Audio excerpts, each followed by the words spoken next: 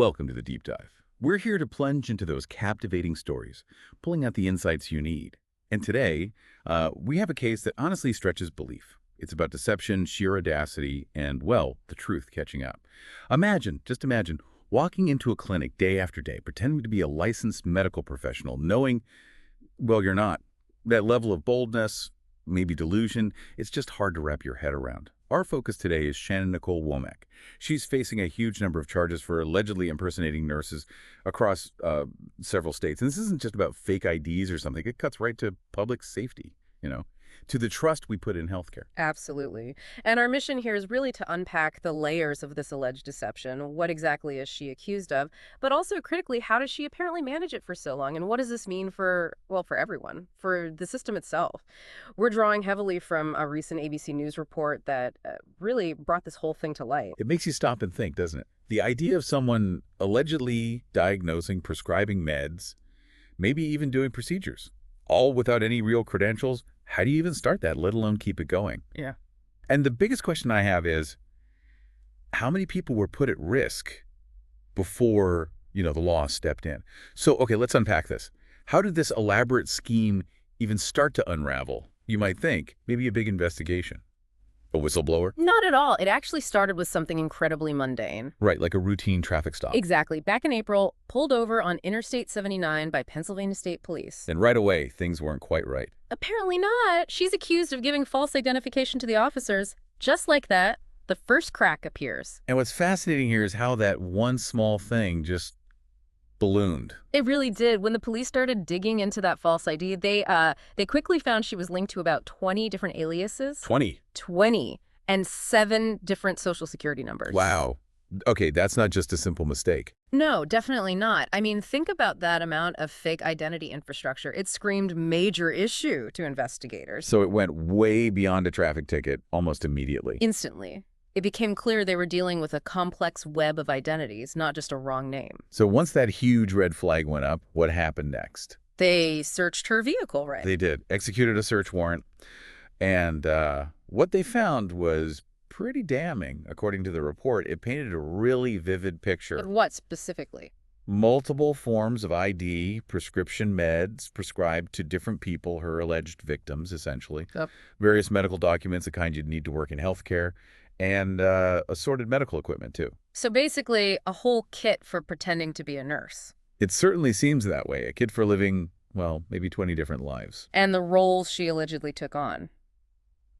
It wasn't just one thing, was it? No, that's another layer of this. Police claim she impersonated multiple roles. Licensed practical nurse. Okay. Then moving up to registered nurse. And even a registered nurse supervisor. So overseeing other staff. Potentially, yes. Yeah. Imagine stepping into roles with increasing responsibility, all allegedly without the actual training or license. That's incredibly brazen. Yeah. And where was this happening? Just one place? Not even close. Yeah. The report says multiple rehabilitation and nursing home facilities across Pennsylvania. Wow. So multiple vulnerable patient populations? Exactly. And police suspect it wasn't just Pennsylvania. They think she operated across many states on the East Coast. So this was potentially a huge multi-state operation. By all accounts, yes. A sprawling enterprise of deception, not just an isolated incident. And connecting this to the bigger picture, the identity theft aspect. She wasn't just making up names. That's perhaps the most chilling part. The report specifically mentioned she used the identities and credentials of 4 confirmed nurses. Real nurses. Real, qualified nurses from southern states. She wasn't just inventing personas, she was allegedly stealing the professional lives of others. So she's using their licenses, their reputations. Precisely.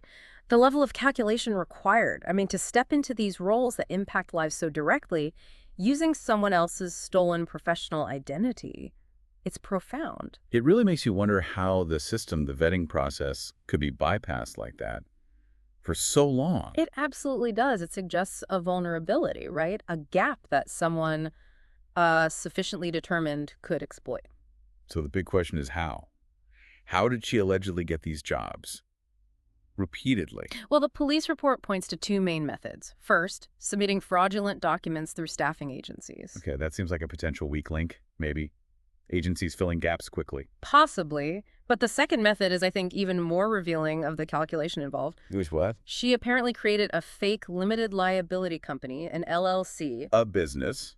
To do what? to basically self-deploy herself to multiple jobs, as the report puts it, presenting as an independent provider, not just a job applicant. So she made herself look like a legitimate contracting agency.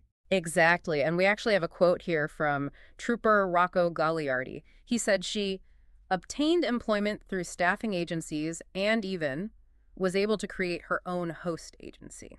Her own agency. Yes, he continues. So she was picking up the phone and transferring those employment jobs, careers, to herself. Okay, that's not just finding a loophole. That's building your own system. It's incredibly sophisticated, acting as both the agency supplying the nurse and the nurse herself. Yeah. And maybe facilities don't check agency staff as thoroughly as direct hires. Is that the potential blind spot? That could certainly be part of it. Presenting as an agency might create a different level of scrutiny, a blind spot someone could exploit. And police think this started back when? They believe the alleged scheme began around 2020. 2020. Okay, that timing is significant, isn't it? It absolutely is. You think about the context, the COVID-19 pandemic. Right, healthcare systems were completely overwhelmed, desperate for staff. Exactly. And Trooper Gagliardi actually addressed this directly. He said, during that COVID time, they got hit hard and they needed help. It wasn't uncommon for these different residence locations, agencies, to reach out to host agencies and say, we need some extra shifts filled. So the crisis created an opportunity. It seems likely it created vulnerabilities. He added, that started in 2020 and it was such an easy transition, she just kept going after that.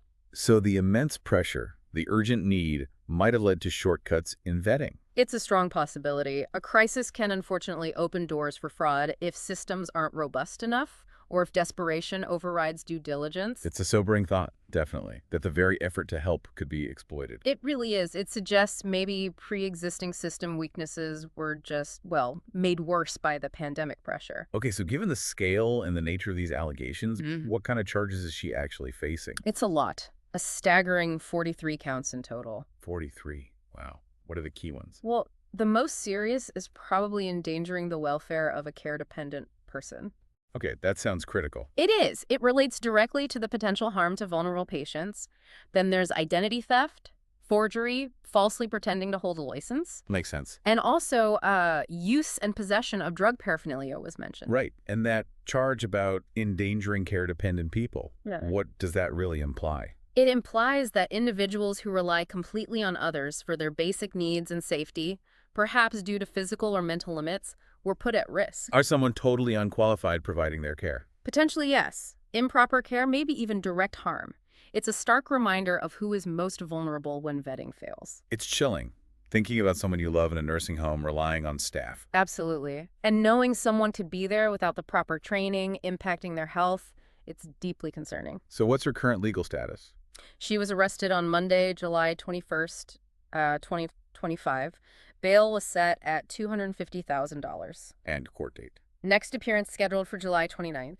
And importantly, police say the investigation is still ongoing. It's ongoing? Yeah. So there could be more to come out. More facilities, maybe more victims. It's certainly possible. This might just be the tip of the iceberg. This whole situation, it just forces you to think about the healthcare system overall, doesn't it? And patient trust. It really does. I mean, in this age of information and sometimes misinformation, critical thinking and really solid vetting processes are just essential, non-negotiable, you could say, when lives are on the line. Yeah. This case just underscores that constant challenge, making sure caregivers are who they claim to be, and that the systems can catch even sophisticated deception. It feels like a balancing act. Efficiency versus security. Exactly. Especially during crises like the pandemic, it's a constant tightrope walk, ensuring rigorous checks without grinding things to a halt, but security has to be paramount. So to recap, we've got Shannon Nicole Womack, alleged impersonator extraordinaire, multiple aliases, stolen identities, exploiting a system under pressure. It's an incredible story of deception, but also, thankfully, of eventual justice, it seems. Absolutely. And it serves as such a powerful illustration of that balance we just talked about, efficiency versus security in critical areas like healthcare. The challenge is always going to be identifying these complex deceptions before they cause real harm. Which leaves us with a final thought, maybe for you listening. What responsibility do we have as patients or families in verifying credentials? Is there any? And maybe bigger picture. What systemic changes are needed? How do we prevent this kind of widespread medical identity fraud from happening again? Something to definitely think about.